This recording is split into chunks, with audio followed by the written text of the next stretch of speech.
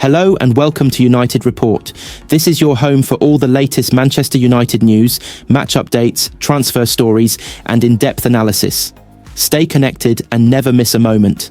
Subscribe now to stay ahead with everything happening at Old Trafford. Rio Ferdinand believes Manchester United could go winless for the rest of the season, but still wants Ruben Amorim to stay. The Red Devils have endured an awful run of form since the Portuguese coach replaced Erik Ten Hag. Sunday's defeat to Spurs, already their 12th league reverse of the campaign, leaves them sitting 15th, just 2 places above the relegation zone. And in attempting to predict the rest of the campaign, ex-United star Ferdinand believes that Amorim's side could actually finish the season without another win. He thinks there is one game that they are sure not to lose, that being an away clash with struggling Leicester next month. He said, "Manchester United are absolutely struggling at the moment. Only Wolves and West Ham separate my club from the relegation places. Do you realise we're that close? Someone said we need 11 points just to stay up, and I'm starting to think like that. I've got the fixture list here and I'm looking at the game and I'm being serious here. Go through it. Everton away, Ipswich at home, Arsenal, Forest away, Man City, Newcastle away, Wolves, Brentford, Brighton, Chelsea, Aston Villa, Leicester. The only place I potentially see us getting anything, and I'm not even saying a win, is Leicester. We've slapped up Leicester a couple of times already this season, so we've got their number," added Ferdinand. "Normally you look at the fixture list and you can see where the points are coming from. We just looked at the fixture list, and I'm not seeing outright wins. I'm not looking at it thinking there's 3 points here and there's 3 points there. That's the problem." And while Ferdinand is not confident of United of picking up many points throughout the remainder of the season, he believes the club should stick by current boss Amorim. Asked on Twitter if he thinks Amorim should be sacked, he replied, "No coach stays."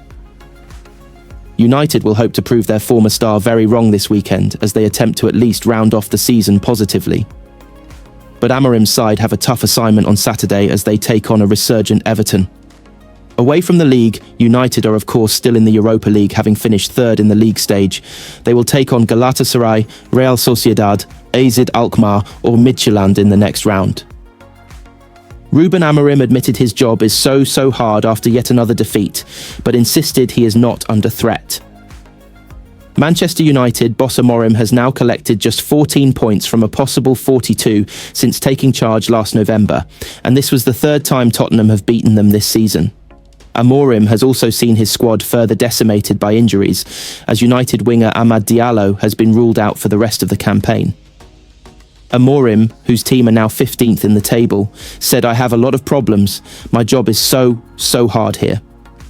But I stick with my beliefs. We just need to face it and not run away. That is my feeling. I am not worried. I understand our fans, what the media think about it. I hate to lose. That feeling is the worst. It's hard to face the fans in this moment, but we are doing everything. I'm doing everything. The rest I am not thinking about. I am here to help my players. I understand my situation, my job. I am confident in my work, and I just want to win games. The place in the table is my worry. I am not worried about me." James Maddison got the winner and took aim at TV pundit Roy Keane, who this week criticised the Tottenham midfielder for not being a difference maker. Maddison, who celebrated his goal by putting his finger to his mouth to signal shush, said, "I've always been a goal-scoring midfielder. That's why Spurs brought me to the club. I'm there to be that creative outlet and score goals. There was a little bit of outside noise this week. People will have their opinions. Nobody is more critical of me than myself." Tottenham boss Ange Postecoglou believes the win and players returning to fitness could be a turning point for his season, but also said he could have no sympathy for Amorim. There was a big protest from fans before the game, about 1,000 strong, but the sit-in protest did not really materialise afterwards, as just a small number remained with banners against chairman Daniel Levy. Postecoglou said, "If I check my office, I don't have any sympathy cards from other managers, so that hasn't happened. It's unacceptable that we're in the position we are. But the circumstances have dictated that to a great extent. The circumstances will change. The guys who came back in today will improve and make us stronger. There's still 2 or 3 more on the horizon who will also come back. That gives us an opportunity before long. It's only one game. but I thought today was an important game if we were going to start that progress. Getting 3 points makes us think, okay, it's starting to make an impact. Who? Ruben Amorim urged Diogo Dalot to get tighter to Son Heung-min. Less than a minute later, Dalot was still too narrow, and Son's volley wreaked havoc, eventually leading to James Maddison's decisive tap-in. Failure to take on those instructions typifies the defeatist mentality of this Manchester United squad. They have no hope of mastering Amorim's 3-4-2-1 system if they cannot master routine orders. Dalot is one of the senior statesmen and the first to approach the United supporters before every game, tribally beating his chest and clutching his fists. He needed to be as intense approaching Son. He wasn't, and it cost United. Amorim's shoulders slumped. He outstretched his arms in disbelief at United's positioning and Casemiro's looseness with the ball. He constantly had to reposition the players and complain to his staff about a squandered overload. The United coach also berated Rasmus Højlund for being flagged offside. Højlund was filmed grinning or grimacing, sheepishly. Some will dismiss that as an innocent expression. Others will take a dim view of a striker who has now gone 15 games without a goal. At full time, Amorim slapped his thighs against his legs before he embraced Ange Postecoglou. United have failed to score in 10 matches this season, and it is 2 successive league defeats. The United players and staff were still applauded gratefully by those in the away section. They had 12 players missing through injury and illness. Losing at Spurs in that context is hardly a disgrace. Yet United have lost 3 times to the worst Tottenham team since Christian Gross took the tube to White Hart Lane in 1997 within 5 months. A banner in the away end read, "We want our club back." On the other side of the segregation, Spurs fans unfurled their own message to the ownership. Our game is about glory. Levy's game is about greed. "We want Levy out" was aired in the 3rd minute. There was a sit-in protest at full time. The Club United fans are likely to get back is of a 1974 vintage. They will head to Goodison Park next week below Everton in the table for the first time since David Moyes was in the away dugout in April 2014. Maybe the Grim Reaper will reappear in the away stand. It is now 12 Premier League defeats this season for United, 2 shy of the 14 last season, and 9 defeats in 21 games under Amorim. Amorim applauded the players encouragingly as full-time loomed, acknowledging their undeniable effort and enterprise. United had 16 attempts, and Guglielmo Vicario made 6 saves. The 3,038 United followers supported their club defiantly, singing the Calypso on the hour.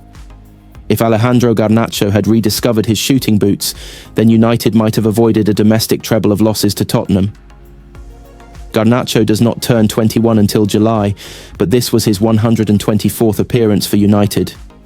He did not lack for commitment, stretching every sinew to block a clearance and practically brushing Patrick Dorgu to one side to sting Vicario's right palm.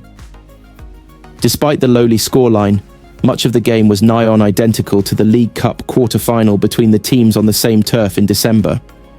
United trailed to a conversion on the rebound and created the clearer openings.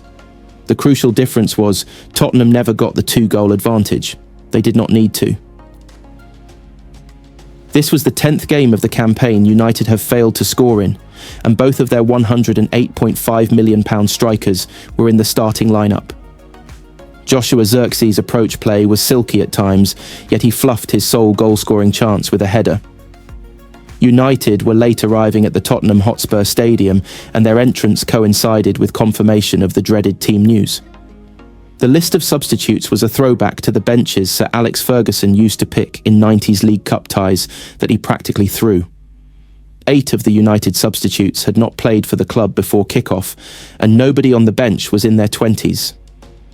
The 30-year-old Victor Lindelof was the substitute's babysitter. The substitute's squad numbers added up to 393. Amorim did not make a change until the 90th minute. 5 substitutes were told to warm up again as late as the 70th minute, with the starting 11 ploughing on. Tottenham made all 5 substitutions by the time Chido Obi emerged. 5 United substitutes paced up and down the touchline were called back, took their seats and sat down in the 79th minute. The prolific Obi was then on his feet again, pounding the muddied turf, awaiting a debut. He turned into a ball boy, fetching it for Dorgu. Obi, with the number 56 below his name, crossed the white line in added time. It was only last week that the United reserves coach Travis Binion remarked that Sekou Kone was not physical enough for second-string football. Kone arrived to some fanfare on transfer deadline day in August and was photographed with the technical director Jason Wilcox.